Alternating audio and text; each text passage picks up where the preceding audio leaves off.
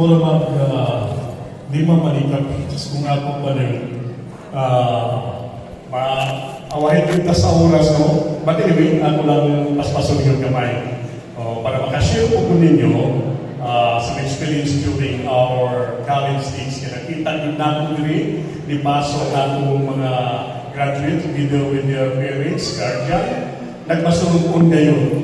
Puro, talang sa'yo ko nagkatawa. Puro una-una sa ito, ay mo college na. Sige, may ito naman niya, no?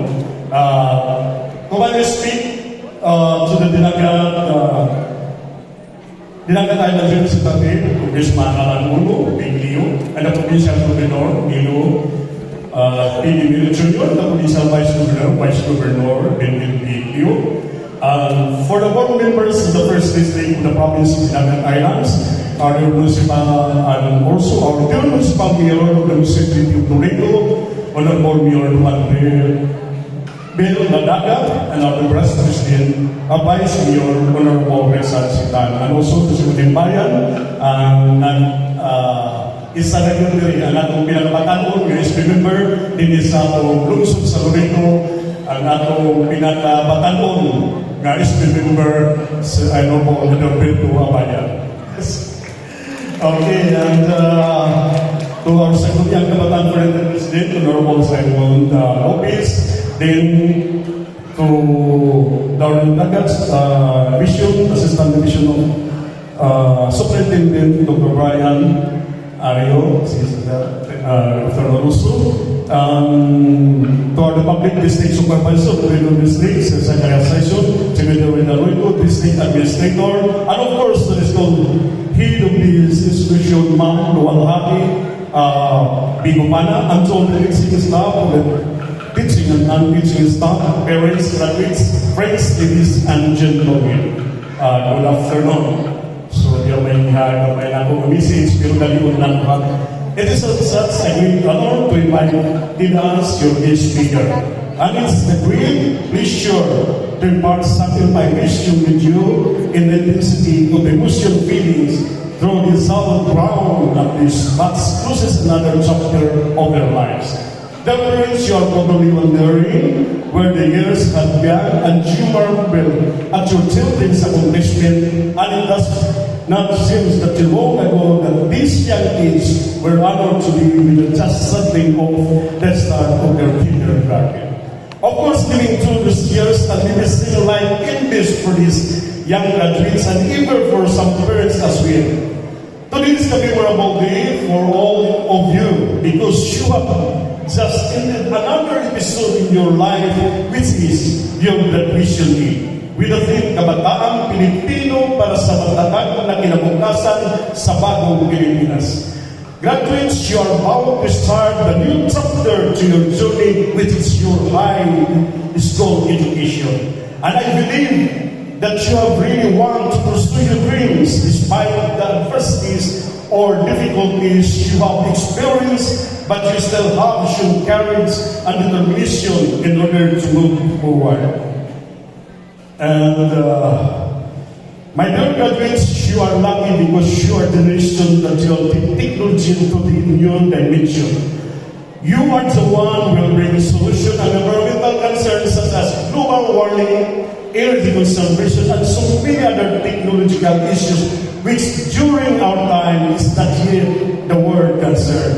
What was that? There will be the time that some of you in this batch will become a doctor, a scientist, an educator, engineer, or an architect, or even the politician who will help in bringing out solution of environmental concern. So nakita na ako sa uban niya, pag-istot na nga na ako mga doktor, mga mga profession nga tiadiri nga kinahanglan yun, muingbitan nga ito sa Nagyo, ng mga universidad. So nakita na ako nga medyo hidong sila. Pero sugin lang ko ako sa among nga panahon, mga 44 years na, 1980 to 2024, so almost 44 years. So, mauna yun ihunano na mga anak, mga apo naman muna mo, mao na ni hunaw-una nga paningkamot jud mo. Kay subit lang kamo sa unang panahon pagkalisod dinhi sa mundo. Ang among pangita na dinhi mao ra gyud ng atong basagan nga gamay, kalubian nga gamay, o pangista nga gamay na kuha kung legal, pero illegal ay naghan. Pero gano'n nakahuman lagi? Gano'n?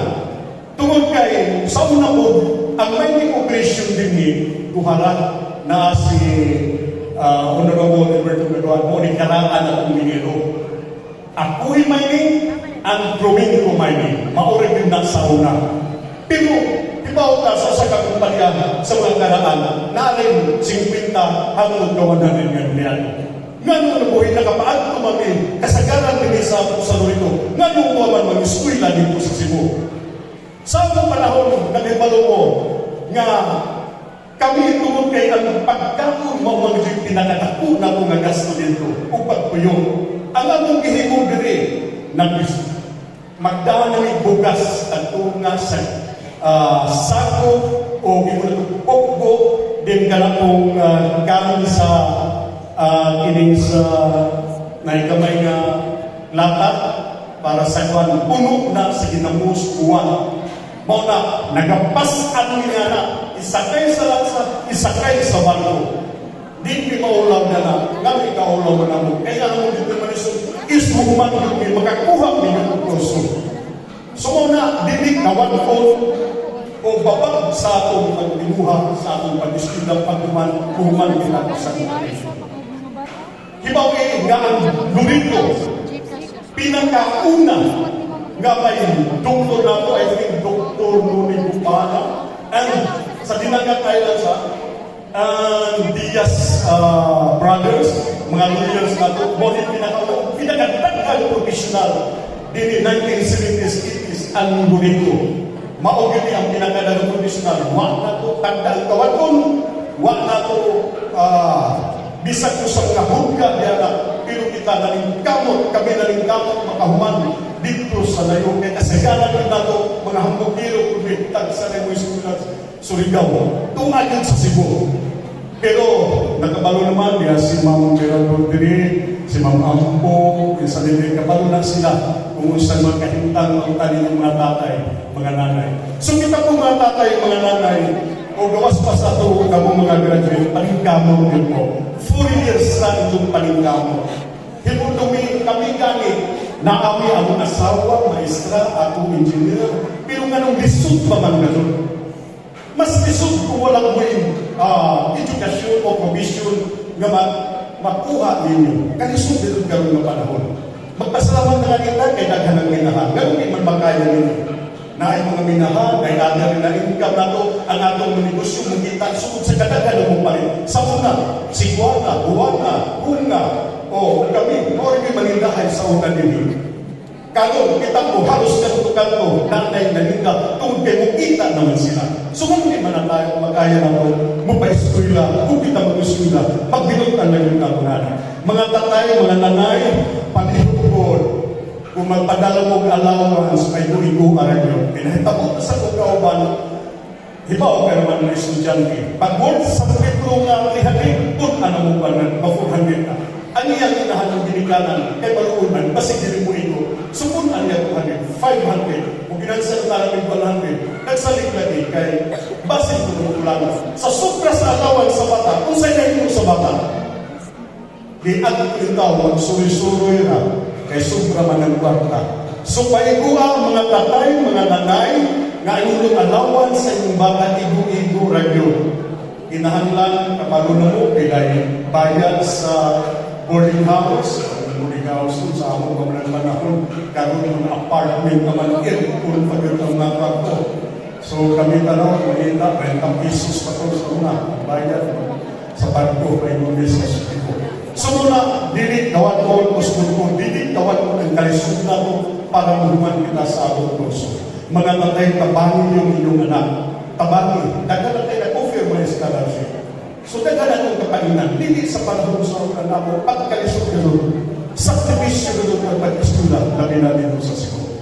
So hindi na ko taaso na lang kay medyo nagkamatay siguro hapon. So daghang salamat sa mga galing pinaupunta, gagamay na kung nag-abot sa iyo, tulog sa iyo, gunungan, kung kasing-kasing, o labaw na sa tanan, magkaampok yun na sa kanunan. Maoring nag-iyak ka na to, tabakan na, iligtas na sa mga sa mga disgrasya. Importante kita mata na ito, magpasalamat kita sa Ginoo. Pag-ampo na binabita mahuman gaway, iyon ta, walay kanulian. So, maoring o daghang salamat, o mayroong hapon na natin.